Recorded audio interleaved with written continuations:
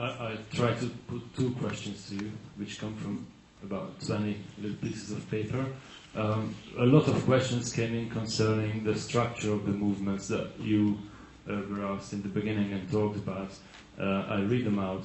How can a decentralized, disorganized movement fight successfully against centralized and organized capitalist institutions? Is this not an illusion? This is a question from Zoltán Bassa.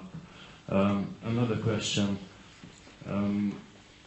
If various forms of social activism don't need single agenda, in which sense can you talk about them being together?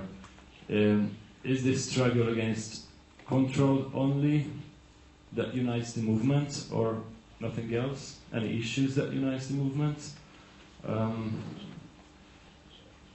Question from Péter Farkas, Attak, Hungary.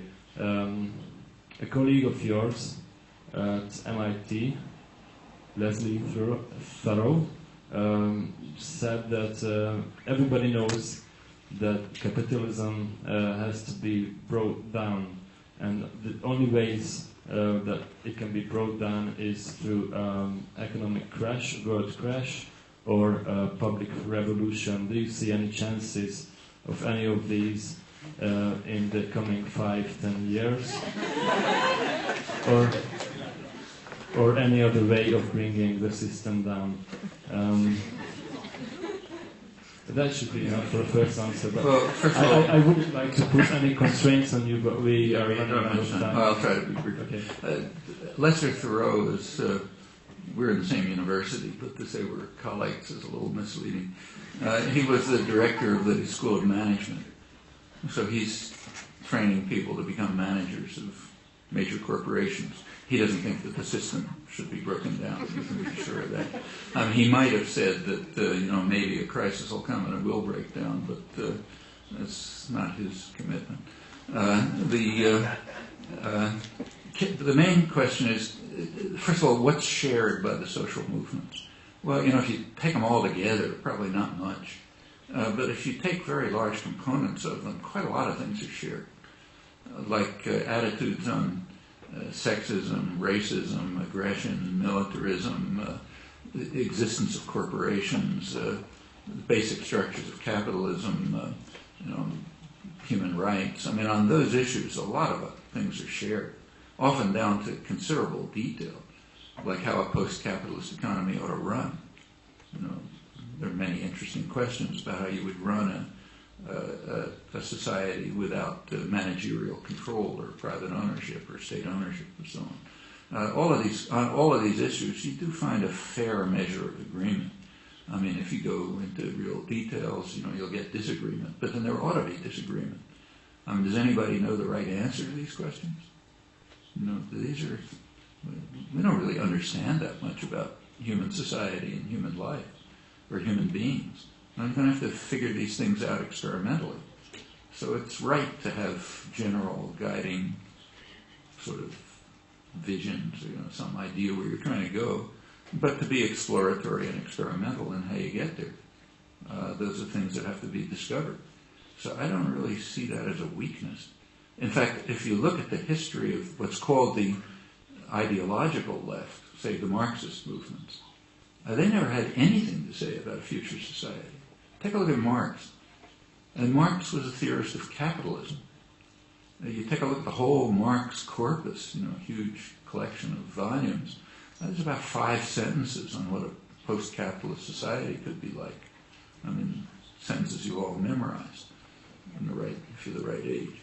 You're going to be a fisherman in the morning and a doctor in the afternoon and that sort of thing. There's a couple of sentences like that scattered around. But the rest, there's no picture of a future society. In fact, Marx's actual proposals, Marx and Engels, are what we call reformist.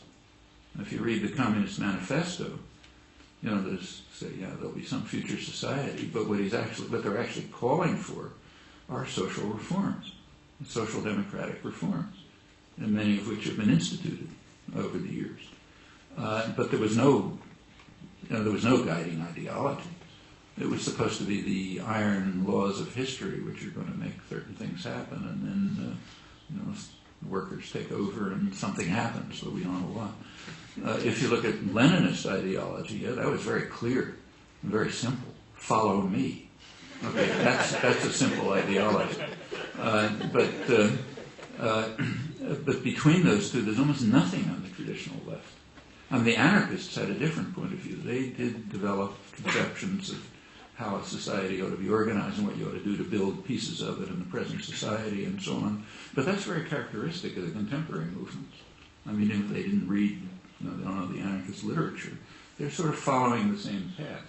You build pieces of a future society within the current one, and you try to erode its belief system, its attitudes, its structures of control, and so on, and gradually develop a more free, democratic society. I think it makes perfect sense. So can a disorganized movement overcome centralized control? Yeah, sure. It's happened right through history. In fact, every bit of progress you can think of has been like that. If there is a crash, suppose that some disaster takes place, which could happen. For example, it's quite likely, you can't make a probability, but it's not unlikely at all that there'll be some massive terrorist attack in the West, maybe in the United States, involving weapons of mass destruction, maybe nuclear weapons. It's really not that hard to sneak the parts of a small nuclear bomb into New York. We could probably do it with our limited talent. It really doesn't take much. There's tens of thousands of components of nuclear weapons all over the world, uncontrolled. Small nuclear weapons are really small, like 15 kilotons or something. Anybody can sneak anything they like over the Canadian border. You don't have to go through the airports. It's a huge border. It can't be controlled. There's most of the world's shipping, almost all of it, is in containers. Okay? Containers are not inspected, and they can't be inspected. There have been some studies of what it would take to monitor the containers leaving Rotterdam and going to the United States. Turns out if you tried just to inspect those containers, all of Europe would be tied up in a massive traffic jam in which nobody could move, just plain gridlock, because of the amount of, the side effects of trying to inspect the containers. There's no conceivable way you can inspect those. And you can't tell what's inside them, maybe pieces of nuclear weapons. So the idea that there will be a major terrorist act in one of the Western countries, that's not unlikely. What would the effects be? Well, they could be the political effect, aside from killing and everything else. The political effects could be catastrophic. You can imagine anything. Or suppose, let's take another possibility. The world is very much oil-based, hydrocarbon-based, and that's increasing.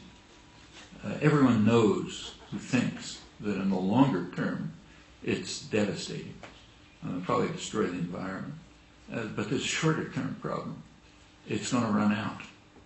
You don't know exactly when, but nobody doubts that it's a finite resource. And at some point, it'll just become too expensive to extract. And that point may not be very far away. There aren't new discoveries being made. Most of the oil, it's known where it is, and nobody expects much to be discovered. So and in fact, discovery has peaked and is probably leveling, which means that, and usage is going up constantly, because there are very few attempts at serious conservation. So there is a potential crisis brewing. And if it turns out in a short period that oil is not actually available at a sufficient rate, there could again be devastating effects. There are no plans, serious plans, for how to shift to a non-oil-based economy. Quite the contrary. Planners are acting as if we don't have to worry about what's going to happen 5 years from now. What we have to do is make profit tomorrow. And that actually is built into the sort of state capitalist systems. You're not supposed to plan. You're supposed to maximize short-term profit. So there's a kind of a built-in catastrophe. Suppose it takes place. Is that going to be good for the left? I don't think so. any of these catastrophes are much more likely to lead to some kind of fascism, I think. That's not the way to bring about social change, to wait for a catastrophe. What you want to do is deal with these problems right now. And not a bad way to deal with them, I think, is through what are called disorganized movements. That means movements that have a lot of spontaneity and initiative and pursuing their own objectives and keep their mind on what other people are doing, but not necessarily feeling they have to have some ideology that they can follow. I mean, if you look over the past, there never have been ideologies. This idea that there were left movements with ideologies that told you what to do is just a myth. Just take a look at the ideologies. They're nothing. Leninism had no ideologies, and Marx didn't even talk about the topic. These are all mythologies designed to aggrandize a centralized movements controlled by leadership groups right at the top, by making it appear that there's some ideology that says if you follow me, everything's going to work out. But that's about the limits of the ideology. It never existed.